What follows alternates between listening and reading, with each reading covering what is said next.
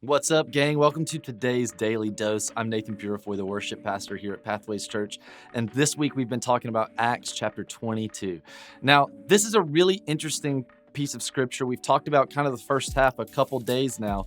We're going to talk about the first half of this chapter again, because this is such a huge conversion story about who Paul was and who he is now. So Paul tells this story about how he was sent to Damascus and he's going down this road to the city called Damascus with some of his associates. And in the middle of the day at noon, this bright light blinds him and he hears Jesus' voice. And Jesus says, "Why do you persecute me?" He doesn't even know who it is, but he hears the voice clearly. He even asks him, the voice tells him, "This is Jesus, the one that you're persecuting, you're chasing down. You're trying to hunt me down. You're trying to hunt all of my people down. Like, why are you after me?" And then he speaks to Paul and gives him some directions of things to do next. And Paul, the light was so bright that Paul is blinded. He can't see for the rest of the day. Now, something insane about this story, which there's a lot of insane things about this story, but something crazy about this story is that God chose Paul. Paul is somebody who did persecute Jesus. Paul is somebody who hunted down the followers of Jesus and had some of them killed and sat by and supported the murder of some of Jesus's closest friends, some of his followers. And Paul was there for all of it.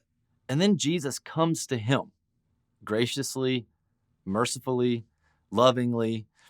And it's a little hard sometimes. It's a little hard when Jesus says, "Why are you persecuting me?" He came to him directly, but he came to him offering him grace and love and mercy and purpose. One of the interesting parts of this is that Paul saw the light, and all of his friends, his associates, saw the light as well, but it wasn't as bright. It didn't blind them. And Paul heard the voice, and they heard a voice too, but they couldn't understand what it was saying, but Paul did. Sometimes Jesus shows up and gives a message just for you. Something might happen around you, and your friends and your family see it, but there's something deeper in it for you. There's a deeper meaning to it. There's a deeper experience with it.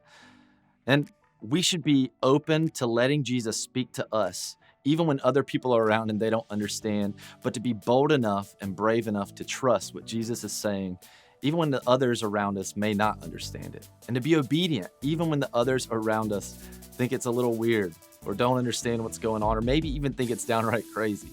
That's what happened to Paul. He saw a blinding light that nobody saw, and he heard a voice that nobody understood. And he became one of the most incredible, impactful ministers for Jesus that we see in the Bible. One of the people that helped start the church. So I want to encourage you to look for opportunities for Jesus to speak to you, even when other people can't understand him. We'll see you tomorrow on the next Daily Dose.